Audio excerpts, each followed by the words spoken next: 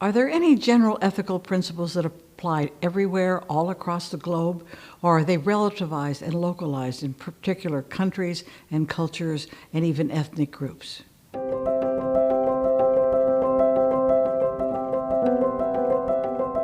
So the question comes up, who am I? Who are you? You're not merely a collection of roles, but you have identity as a human being. You have personal identity, and your personal identity is not exactly like your neighbors or your cousins or your sisters or your brothers. Each one of us is slightly different. We each have a subject self. I'm a subject self, Pat. You're a subject self, Jerry or Michael or whatever your name is. And so we're not merely a collection of my roles, but I'm the subject of my roles. And I can make moral judgments about them.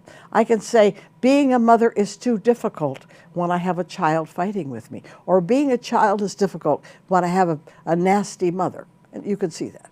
So when roles conflict, I've got to make judgments. And I do it all the time. But it's I that makes the judgment about my roles. So there's a limit to role morality. One of the questions here in what price safety is, am I just following orders, or just working here, or just doing my assigned job? You, when you've worked, have heard this excuse. Why do you do things that way? Well, because I'm told to.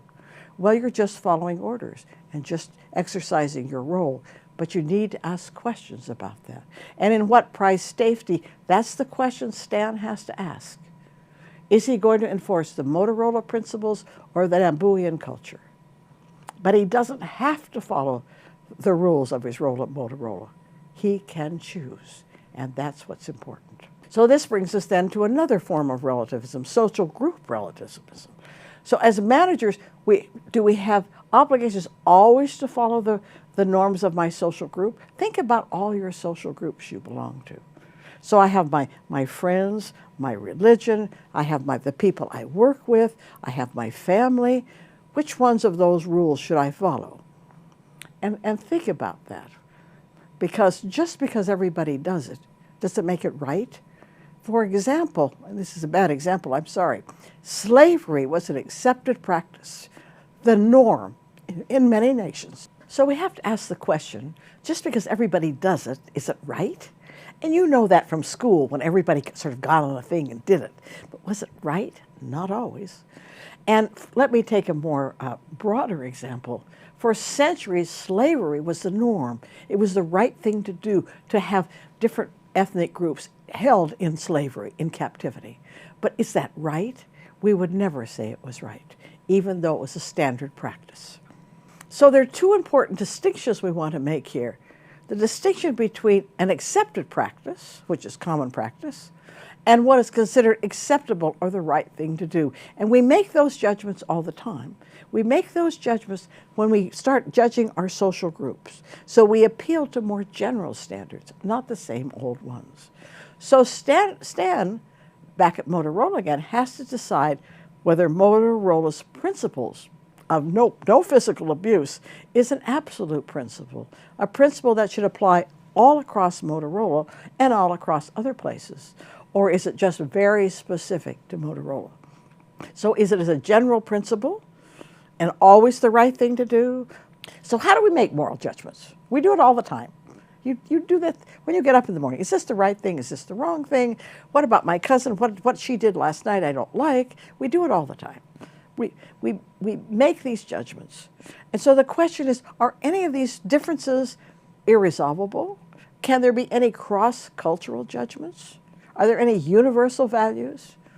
Like never physically assault someone. Is that a universal value? Or an absolute value that should never be ignored or disobeyed? For many of you who belong to religions that have set up a series of absolute values that should never be disobeyed, always obeyed. But sometimes we ask questions about them, about their extent, and that's all right. It doesn't mean we're against them. It means that we're acting as we can as human beings to make moral judgments.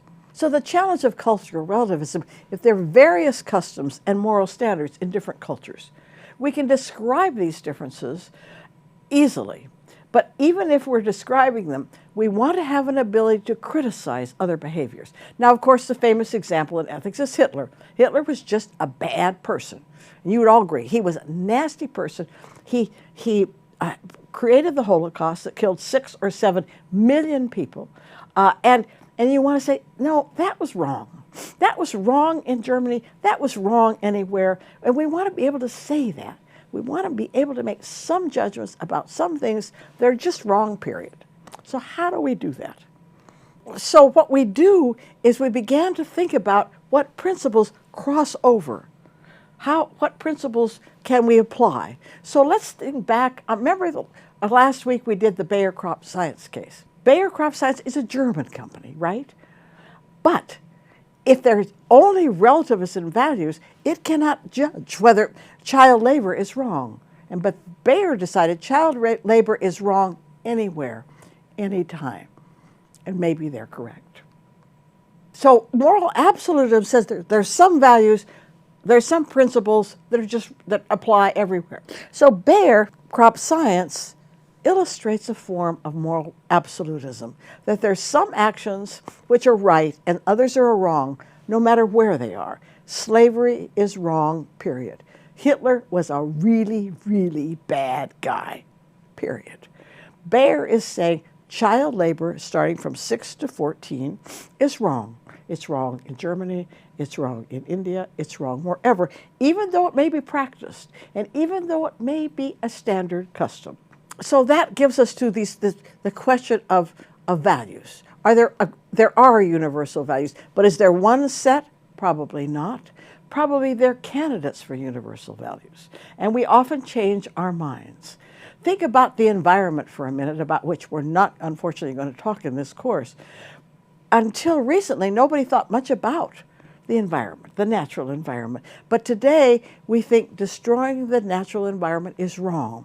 It's wrong in the United States, it's wrong in China, it's wrong in Sri Lanka, it's wrong all over the world. So notice we've created a new candidate for a universal value, and we appeal to that, and we do that all the time. Let me give an example of universal values. This is called the United Nations Global Compact. It is a voluntary code created to apply to businesses and other organizations all around the world. And their idea was to create a set of 10 values that are universal. So one is support human rights. That means respect every person as a human. And don't be complicit in human. Don't be complicit, meaning don't let human rights abuses occur in your office, in your operation, in your company. And then uphold freedom of expression, freedom of speech, eliminate forced labor, slave labor, eliminate child labor, we've talked about that, eliminate discrimination in employment, be careful with the environment. Two principles on the environment, which would not have occurred if they'd written this 50 years ago. And then work against corruption, bribery in all forms. Now they're taking those as universal values that should apply to all businesses everywhere. So you have to think whether they do or not. At least we can reconfigure those as nots. Don't be complicit in human rights abuses. Respect people's rights. Don't engage in forced labor. Don't engage in child labor. Don't participate in discrimination. Don't contribute to environmental degradation. Don't make the environment worse, for heaven's sakes. It's already bad enough, right? Avoid corruption. Notice those are sort of negative knots, but they seem to work across cultures. So the aim, what is here? What is the aim? The aim is some consensus, not about everything. We would be boring if we all agreed about everything. We'd be boring if we didn't have different laws, different practices, different traditions, different religions, for heaven's sakes, different personal ethics. I don't want to be exactly like you. You don't want to be exactly like me. That would be absolutely, we'd be sound asleep in seconds. But we do want to have consensus on some values, consensus about moral minimums, consensus about things that are never right no matter what. And that helps us then make judgments across cultures, like saying Hitler was nasty, he was nasty then, he's still nasty, he's going to be nasty in the 22nd or 23rd century. It's those kinds of judgments that we want to be able to make across cultures, even though keeping cultural differences among us.